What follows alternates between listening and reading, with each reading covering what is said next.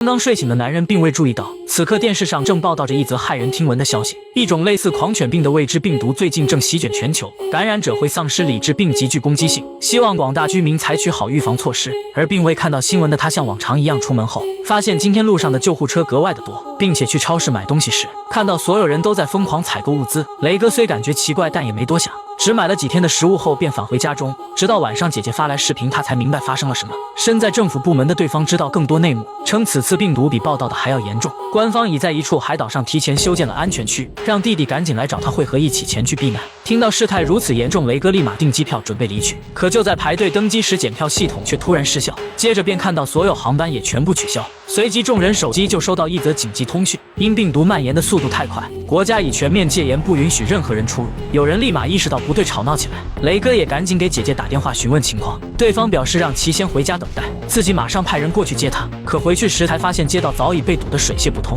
收到消息的民众此时也纷纷恐慌，开始逃命。看着被迫聚集在此的大量人群，感觉不妙的雷哥当即将车子丢在一旁，拿着行李徒步向家中走去。可就在其疲惫地回到家时，却发现邻居家已被大量士兵戒严把守，随即便看到对方被五花大绑地铐走，那不停的嘶吼和扭动的身躯看得人头皮发麻。雷哥想快点离去的心思愈发强烈起来。可第二天姐姐就带来个坏消息，官方不但将他们那戒严，还打算设置隔离区控制病毒，马上就会有军队强制带所有人撤离。但就算撤离后的地方也肯定远比安全区危险，所以需要弟弟尽量躲过士兵搜查，等此处彻底被放弃后再过去接他。一想到需要很久才能等到救援，雷哥立马前往超市想囤积些物资，却发现货架早已被抢夺一空。没办法，他只能捡点散落在地的食物。可就在勉强装满背包准备离去时，却突然看到有名警察捂着满是鲜血的胳膊跑了过来，接着惊恐地将超市大门给锁上。而还没等雷哥反应过来，就又看到大量人群尖叫着朝远处逃窜，随即便又有名警察被感染者瞬间扑倒在地。这惊险刺激的剧情我和女朋友都很喜欢，如果你也想找个女朋友一起追剧，那建议你试试探探。探探上可以匹配同城的单身美女，可爱的温柔的什么样的都有，脱单可快了。他见状连忙抄起棍子想上前帮忙，可下一秒就被感染者骇人的气势所震慑。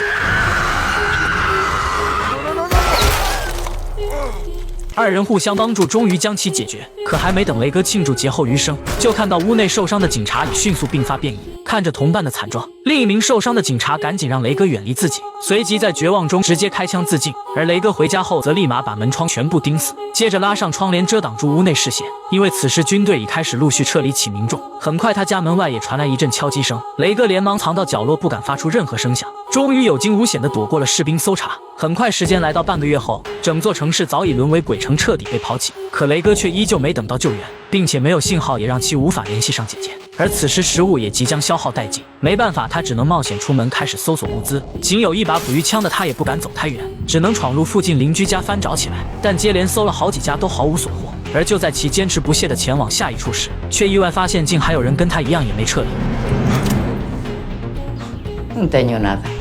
原来老太太是因双腿残疾没赶上撤离，而她的出现让情况更雪上加霜。所幸每天在窗台望风的她知道哪家囤了食物，在其指引下，雷哥不但开始有所收获，还在其中一户家里意外发现辆摩托。灵活性的提升让他的活动范围大大增加。很快雷哥就再次获得了大量物资，二人就这样相互扶持着又熬了一段时光。但随着附近物资逐渐被搜刮干净，他俩很快便又到了弹尽粮绝的情况。就在他发愁接下来该怎么办时，晚上老太太就用对讲机呼唤雷哥。原来每天听广播的他接收到了消息，有人在建立据点集结因各种意外没能撤离的幸存者。雷哥听后立马兴奋起来，但对讲机那边此刻却没了动静。想到什么的雷哥连忙表示自己不会放弃他，肯定会帮忙一起逃离此地。可第二天收拾好东西准备出发时，却发现老太太已吞药自尽。年事已高的她不想再牵连善良的雷哥，悲伤的她只能独自前往广播里的坐标地点。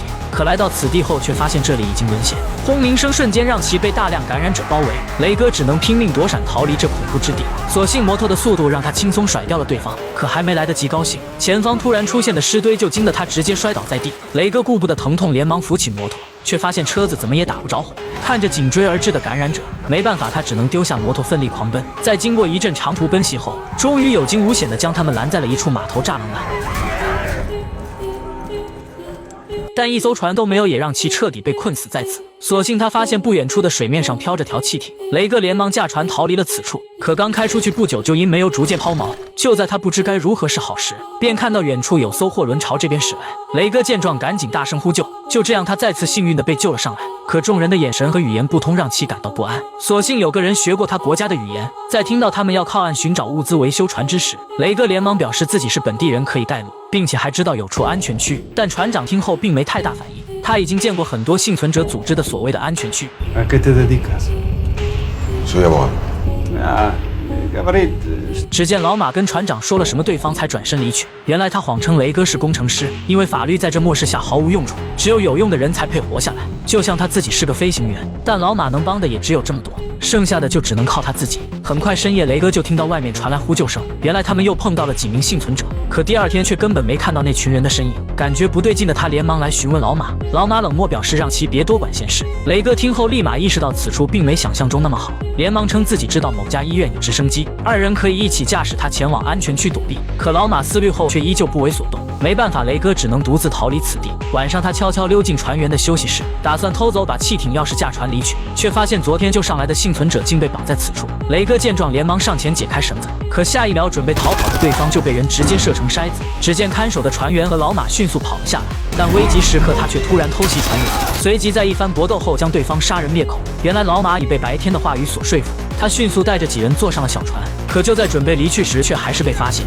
仅存的幸存者瞬间便被射杀。老马见状连忙开枪进行掩护，随即便也在战斗中肩膀受伤。所幸二人顺利活着抵达了岸边，可驾车来到医院后，却发现停机坪上并没有直升机的身影。而还没等想好下一步该怎么办，没看路的雷哥直接迎面撞上了一只扑上前的感染者，没一会儿污血便把挡风玻璃弄得视线模糊。没办法，他只能紧急刹车将感染者甩飞，接着拿枪下车，瞬间将对方做掉。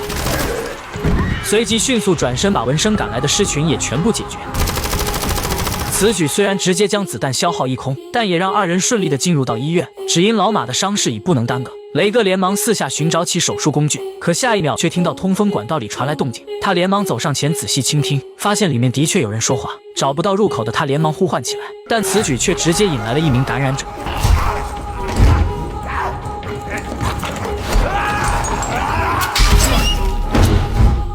可还没等他松口气，就看到大量感染者闻讯赶来。雷哥见状只能飞奔着朝楼下逃去，接着回到手术室迅速将门关闭。但诡异的是，老马此时却不见了踪影。下一秒，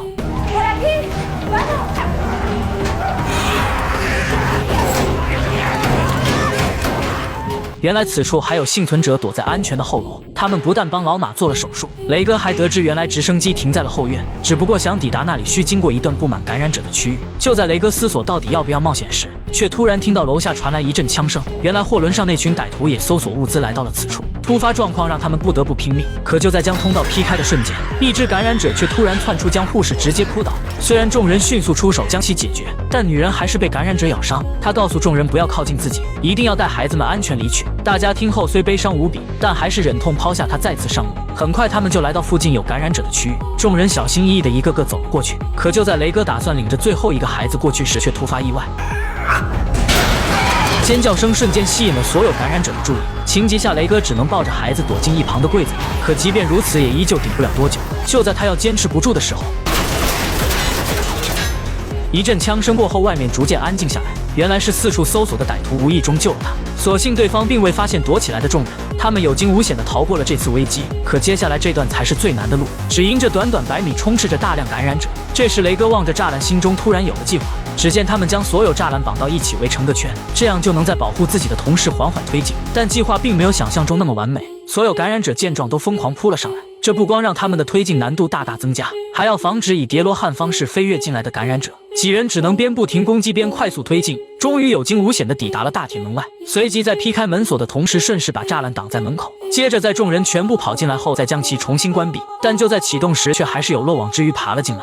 雷哥只能不停搏斗争取时间。而就在此时，那群歹徒也闻声赶到，他们迅速用火力压制出一条道路闯了进来，随即大声呵斥让众人赶紧停下，不许起飞。眼看着求生之路就要拱手相让，雷哥直接趁其不备，一下劈断锁链，打开了大门。大量感染者瞬间冲进来，将歹徒淹没。当然身处其中的雷哥也险象环生起来。眼看着围上来的感染者越来越多，老马只能先行启动了直升机，随即在升空后迅速扔下软梯。雷哥终于抓住最后的机会爬了上去。惊险脱困后，众人赶紧飞往安全区，而离开此处后，手机信号也逐渐恢复。雷哥连忙接通了来自姐姐的电话，将自行脱困并前往安全区的喜悦语气分享。可下一秒， ¡Da la vuelta! ¡Da la vuelta! ¡No vengas! ¡Por favor, no vengas! 看着头顶飞速驶过的战斗机，众人全都绝望地意识到，那里的状况恐怕并未如想象中那般美好。